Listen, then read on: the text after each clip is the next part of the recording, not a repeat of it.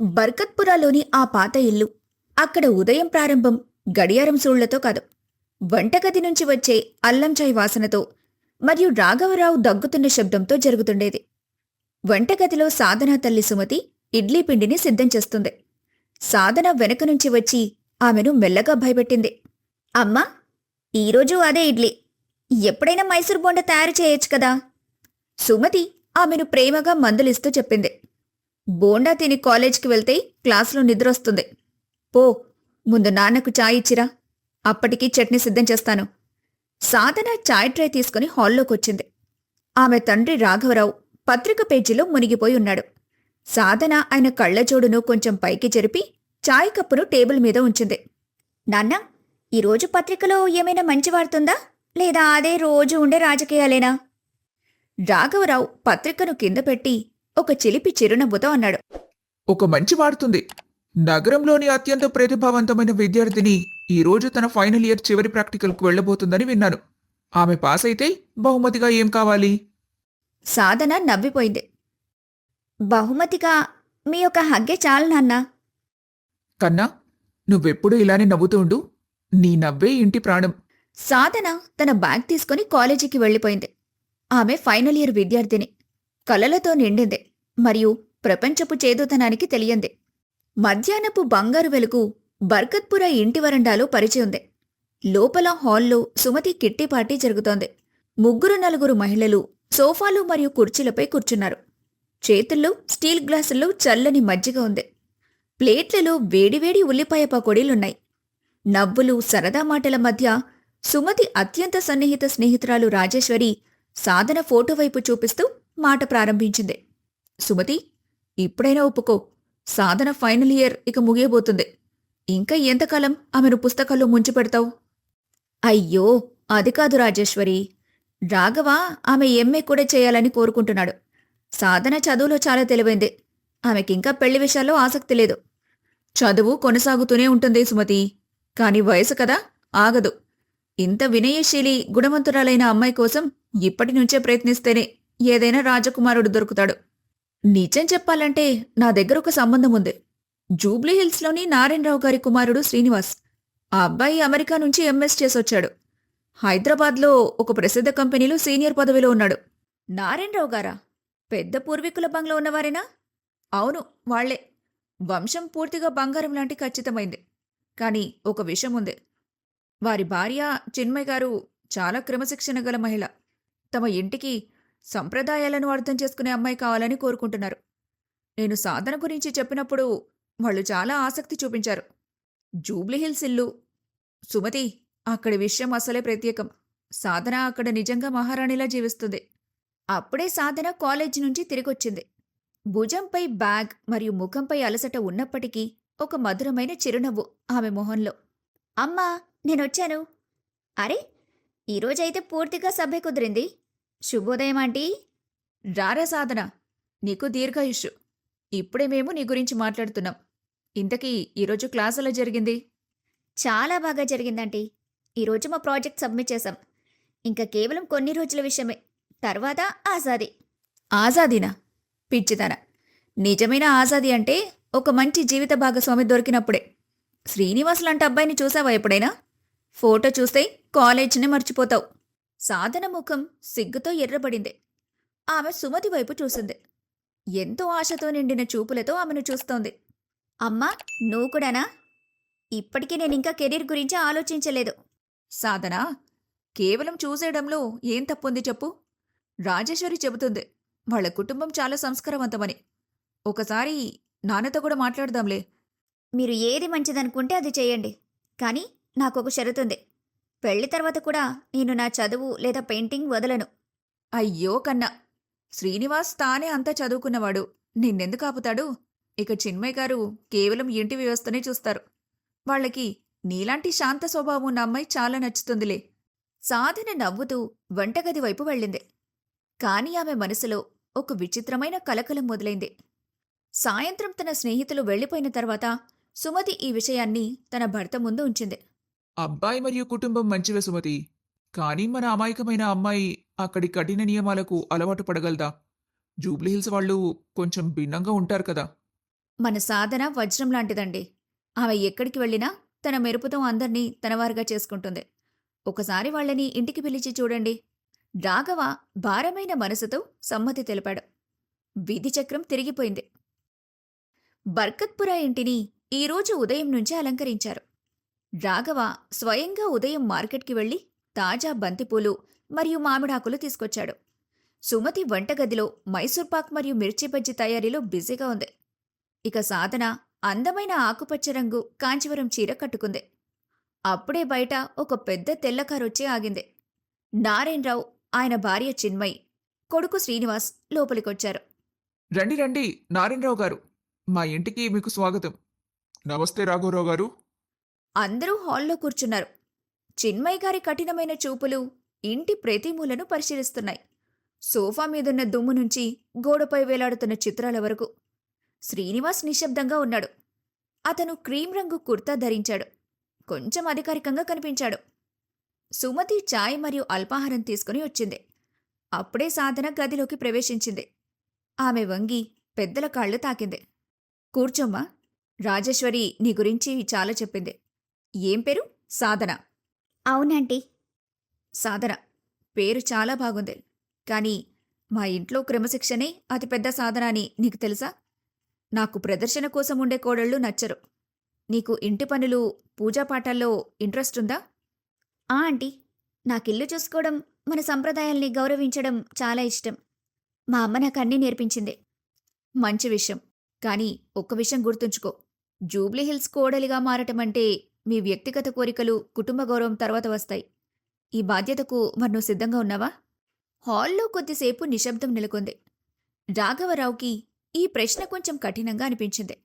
కాని సాధన నవ్వుతూ సమాధానమిచ్చింది.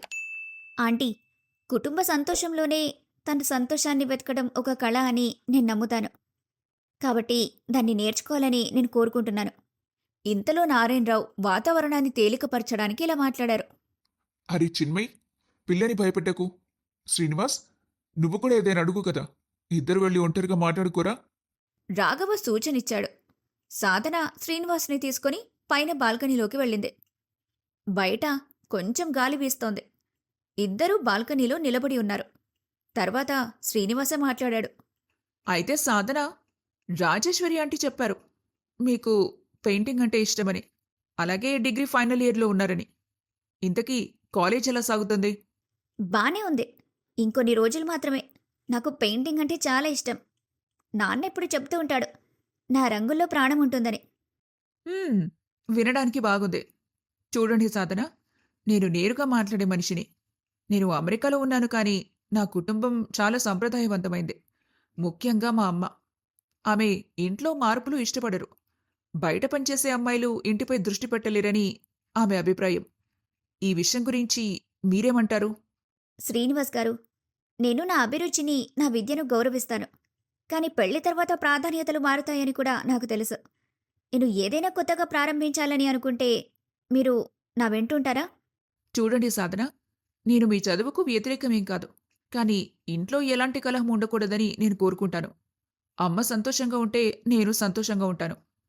మీరు మా అమ్మతో సర్దుకుపోగలరా? ఆమె కొంచెం కఠినంగా ఉంటారు, కానీ హృదయపూర్వకంగా చెడ్డవారేం కాదు. నేను పూర్తిగా ప్రయత్నిస్తాను. చివరికి ప్రతి ఇంటికి తమ తమ నియమాలుంటాయి. నాకు కేవలం కొంచెం సమయం, మీ కొంచెం నమ్మకం అవసరం, అంతే. శ్రీనివాస్ సాధన యొక్క సరళత మరియు ఆమె స్పష్టతతో ప్రభావితుడయ్యాడు. అతను నవ్వుతూ తల ఊపాడు. ఇద్దరూ కిందికొచ్చినప్పుడు అందరి ముఖాల్లో ప్రశ్నార్థక భావం కనిపించింది. చిన్మయి శ్రీనివాస్ కళ్ళల్లోకి చూసింది. అందుకు శ్రీనివాస్ తల ఊపాడు. సరే రాఘవరావు గారు, మాకు అమ్మాయి నచ్చింది. కానీ ఒక షరతు. పెళ్లి వచ్చే నెలలోనే శుభతేదీ నాడు జరుగుతుంది. మాకు ఎక్కువ కాలం వెయిట్ చేయడం ఇష్టం లేదు. సరేనండి, మీరు చెప్పినట్టే చేద్దాం. మా కుమార్తె ఇప్పటినుంచి మీ అమ్మాయి. సాధన తన తండ్రి వైపు చూసింది. ఆయన కళ్లల్లో ఆనందం కూడా ఉంది. కాని విడిపోవాల్సి వస్తుందన్న బాధ కూడా ఉంది. ఆమెకు శ్రీనివాస్ మంచి మనిషిగానే అనిపించాడు. కాని అతను చిన్మయి గారి వ్యక్తిత్వం కింద కొంచెం నలిగిపోయినట్టుగా అనిపించాడు. అయినప్పటికీ ఆమె ఆశను పట్టుకుంది. మొత్తానికి పెళ్లి నిర్ణయించబడింది. వచ్చే కొన్ని వారాలు ఇంట్లో పెళ్లి ఏర్పాట్లు జోరుగా సాగాయి. డోలు నగారాలు, మంగళస్నాన ఆచారాలు, పసుపు రంగుల మధ్య సాధన బంగారు భవిష్యత్తు కల నెరవేరటం ప్రారంభమైంది. పెళ్లి మండపం పూలు మరియు వెలుగులతో మెరిసిపోతుంది. మంత్రాల ఉచ్చారణ మధ్య సాధన శ్రీనివాస్ పెళ్లి జరుగుతోంది. రాఘవరావు కళ్ల నుంచి ఆనందపు కన్నీళ్లు జారాయి. కాని వీడుకోలు సమయం రాగానే ఆ ఇంటి యొక్క వాతావరణం ఒక్కసారిగా దిగులుగా మారిపోయింది. బాబు, నా కూతురు చాలా కోమలమైంది. ఆమెకెప్పుడూ ఒంటరితనం అనిపించనీయకు. శ్రీనివాస్ నవ్వుతూ సమ్మతి తెలిపాడు. నాన్నా, మీరు నేర్పిన పాఠాన్ని నేనెప్పుడూ గుర్తుంచుకుంటాను. ఇల్లు మారుతుంది కానీ నేను కాదు కదా అని. రాత్రి నిశ్శబ్దంలో పూలతో అలంకరించిన కార్ జూబ్లీహిల్స్లోని ఒక విస్తారమైన బంగ్లా ముందు ఆగినప్పుడు సాధన గుండె బలంగా కొట్టుకుంది. ఇంటి తలుపు వద్ద చిన్మయ్ హారతి పళ్ళెం పట్టుకుని నిలబడి ఉంది.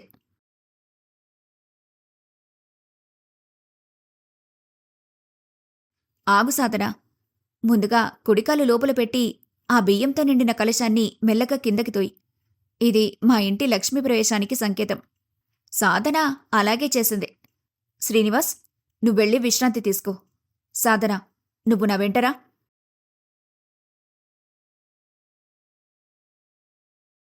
సాధన, రేపు ఉదయం ఖచ్చితంగా 5 గంటలకు లేచి రావాలి. మిగతా వాళ్లు లేవకముందే ఇంటి మెట్లు శుభ్రంగా ఉండాలి. నేను చెప్పేది నీకర్థమవుతుంది కదా? అత్తయ్యా, అర్థమైంది. తరువాతి ఉదయం సాధన నిద్రలేచేసరికి గడియారంలో 6:30 అయింది. ఆమె భయంతో లేచి త్వరగా రెడీ అయి కింద వంటగది వైపు పరిగెత్తింది.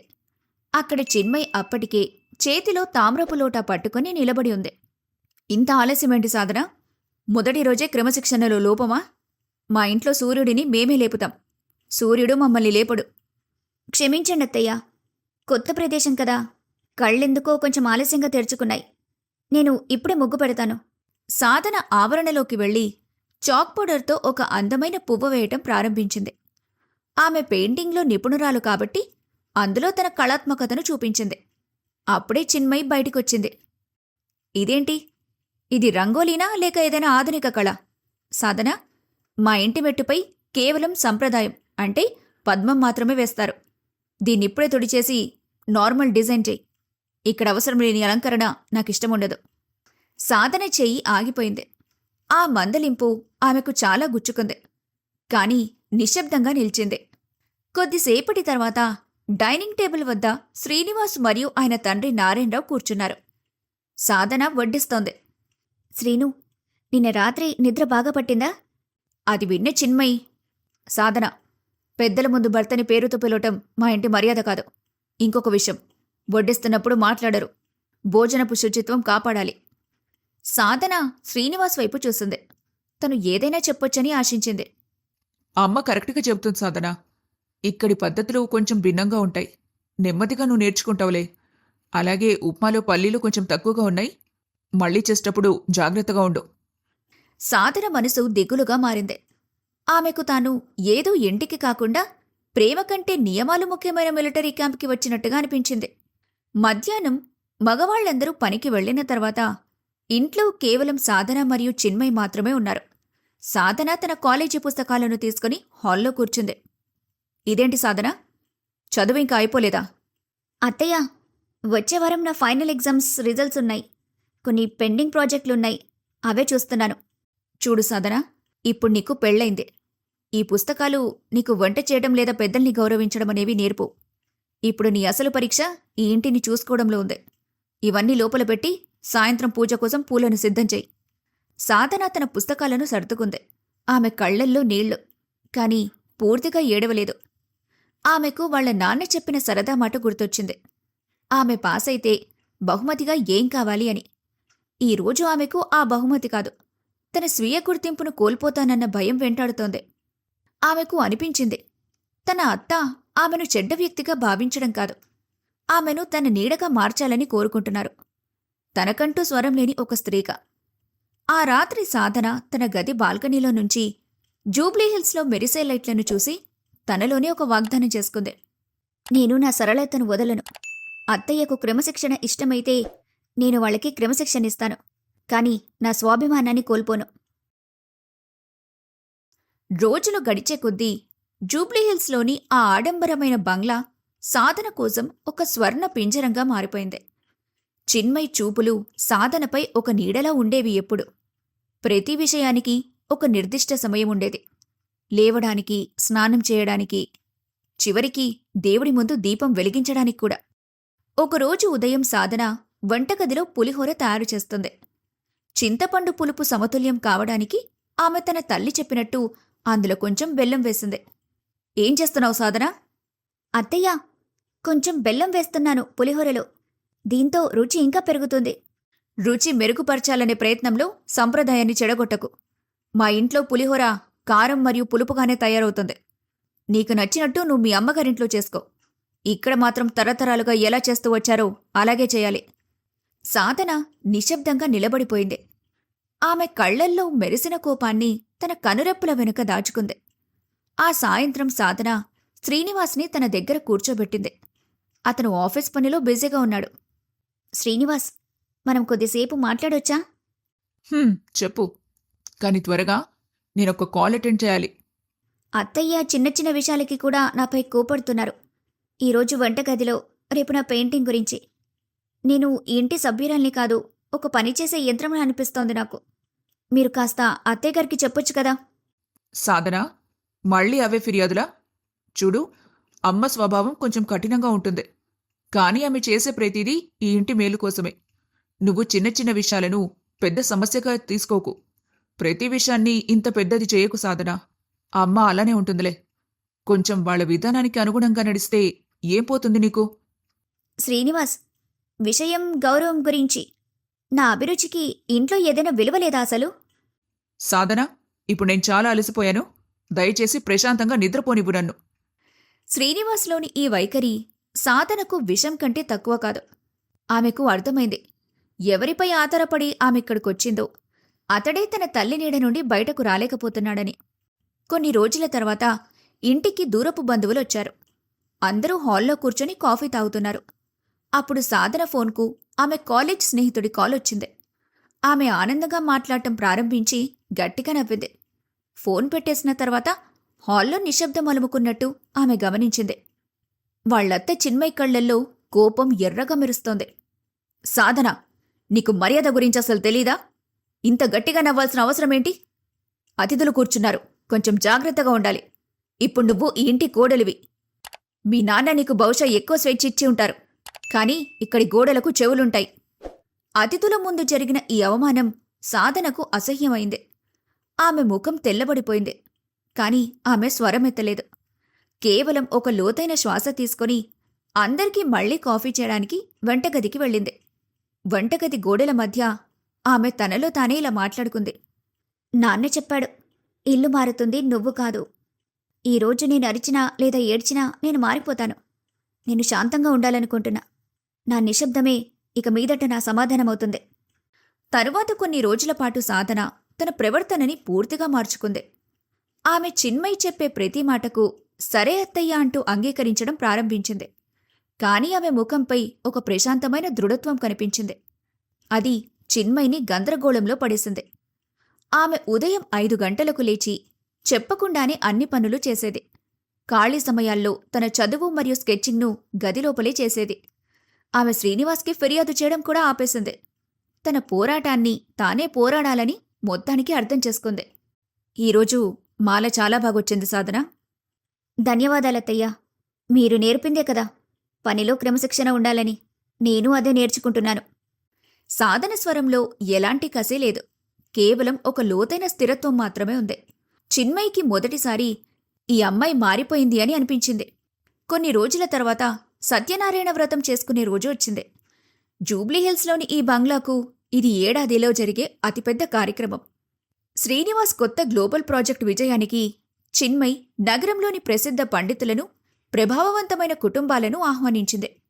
ఇంటి ప్రధాన హాల్ను మల్లెపూలతో అలంకరించారు. చుట్టూ లోబాన్ సువాసన వ్యాపించింది. మధ్యాహ్నం 2:30 అయింది. అతిథులు రావటం ప్రారంభించబోతుండగా అప్పుడు చిన్మయ్ ఫోన్కు ఒక కాల్ వచ్చింది. ఏంటి నారాయణ, మీరు ఇలా ఎలా చేయగలరు? 60 మంది కోసం సంప్రదాయ భోజనం చేయాల్సిందే. ఇప్పుడు మీరు రాలేనని అంటున్నారా? అమ్మా, భారీ వర్షంతో జూబ్లీహిల్స్ ఎత్తైన దారిలో రహదారి మూసుకుపోయింది. నా వాహనం ఇరుక్కుపోయింది. నా ప్రధాన వంటవాడు కూడా గాయపడ్డాడు. నేనేం చేయలేకపోతున్నాను. సర్వనాశనమైపోయింది. నారాయణరావు గారి వ్యాపార భాగస్వాములు, వారి పెద్దన్న, అలాగే నగరంలోని గౌరవనీయులు వస్తున్నారు. వాళ్ళకి సమయానికి ప్రసాదం, సంప్రదాయ భోజనం అందకపోతే మనం ముఖమెలా చూపించుకుంటాం? నా క్రమశిక్షణకు ఏంటి ప్రయోజనం? ఒక అతిథికి భోజనం పెట్టలేకపోయిందని అంటారు అందరూ. ఆమె ఆందోళనలో అక్కడ ఇక్కడ తిరుగుతుంది. అప్పుడామె చూపు సాధనపై పడింది. ఆమె నిశ్శబ్దంగా పూజా తాళాలను సర్దుతోంది. చిన్మయి మొత్తం ఒత్తిడి కోపంగా మారిపోయింది. ఇదంతా నీవల్లే. గత కొన్ని నెలల్లో నువ్వు నా మాట విని వంటగదిపై దృష్టి పెట్టుంటే ఈరోజు ఆ వంటవాడి ముందు నేను చేతులు చాచి నిలబడాల్సి వచ్చేది కాదు. నీలాంటమ్మాయిలు డిగ్రీలు మాత్రమే సేకరిస్తారు కాని ఇంటి గౌరవం కాపాడాల్సిన బాధ్యత లేదు. ఈ అవమానపు గాయం లోతైంది. కాని సాధన తన కళ్లను కిందకు వంచింది.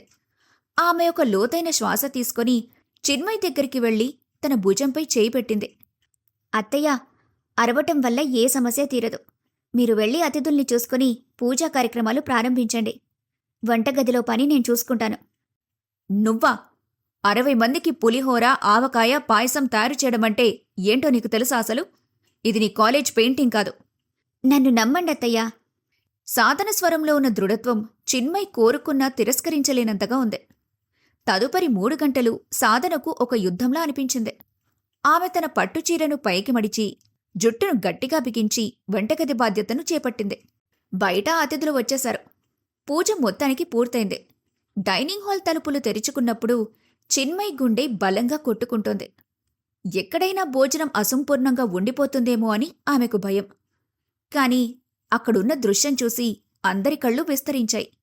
ప్రతి వంటకాన్ని సంప్రదాయ అరటి ఆకులపై అంత అందంగా అలంకరించారు.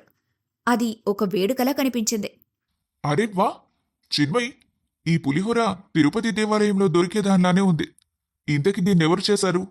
మా కోడలు సాధన చేసింది అని. అందరూ సాధనను ప్రశంసలతో ముంచేశారు. అప్పటివరకు నిశ్శబ్దంగా ఉన్న శ్రీనివాస్ తన భార్యను ఒక కొత్త చూపుతో చూస్తున్నాడు. సాధన ఒక్కసారి కూడా తాను అలసిపోయిందని, ఏదో పెద్ద ఉపకారం చేసినట్టు ఫీలైపోతులాగా అతనికి ఏమీ కనిపించలేదు. రాత్రి 11:30 అయింది. ఇల్లు ప్రశాంతంగా మారింది. సాధన వంటగదిని శుభ్రం చేస్తుంది. అప్పుడు వెనక నుంచి ఎవరో అడుగుల శబ్దం వచ్చింది. చిన్మయి అక్కడ నిలబడి ఉంది. ఆమె కళ్లల్లో సాధన ఇప్పటివరకు అహంకారంగా భావించిన ఆ మెరుపు లేదు. అక్కడ కేవలం ప్రేమ మాత్రమే ఉంది. సాధన, చెప్పండి అత్తయ్యా, ఏమైనా కావాలా? పాలేమైనా తాగుతారా? ఈరోజు నువ్వు లేకపోతే నేనందరి ముందు సిగ్గుపడాల్సొచ్చేది. ప్రతి చిన్న విషయంలో మందలించాను నిన్ను. ఎన్నోసార్లు గద్దించాను కూడా. నువ్వు నా మాట వినవని అనుకున్నాను. కాని ఈరోజు నువ్వు ఒక్క మాట కూడా మాట్లాడకుండా ఈ ఇంటి పరువు నిలబెట్టావు. నేను నిన్నస్సలు అర్థం చేసుకోలేకపోయాను ఇన్ని రోజులుగా. నన్ను క్షమించు. నేను నిన్ను అర్థం చేసుకోలేకపోయాను సాధన. ఇల్లు భయంతో నడుస్తుందని అనుకునేదాన్ని. కాని ఈరోజు తెలిసిందే, బహుశా ఈ ఇల్లు నమ్మకంతో కూడా నడవగలదని. ఈ రోజు నుంచి ఈ ఇల్లు నీది. నువ్వు ఎలా జీవించాలనుకుంటే అలా ఉండు. నీ పెయింటింగ్ని కూడా మళ్ళీ ప్రారంభించు. అలాగే చదువుని కూడా. ఈ మాటలు విన్న సాధన కళ్ల నుంచి కన్నీళ్లు జారాయి. ఇదే ఆమె ఎదురుచూసిన క్షణం. తరువాతి ఉదయం బర్కత్పురా నుంచి సాధన తండ్రి రాఘవరావు ఫోనొచ్చింది. ఎలా ఉంది నా బిడ్డ? ఏమైనా ఇబ్బంది ఉందా? సాధన తన కిటికీ నుంచి చూసింది. ఆవరణలో చిన్మయి స్వయంగా ముగ్గులు వేస్తుంది. సాధన వచ్చి వాటిలో రంగులు నింపాలని చూస్తుంది. నాన్నా, నువ్వు నిజమే చెప్పావు. ఇల్లు మారింది కానీ నేను కాదు. చూడండి, నా సరళత ఈ ఇంటి రంగుల్ని ఈరోజు ఇంకా గాఢంగా చేసింది అని చెప్పింది నవ్వుతూ. జూబ్లీహిల్స్లోని ఆ బంగ్లాలో ఇప్పుడు కేవలం నియమాల ప్రతిధ్వని మాత్రమే కాదు, అక్కడ 2 తరాల ప్రేమ, గౌరవం బందీ అయ్యుంది.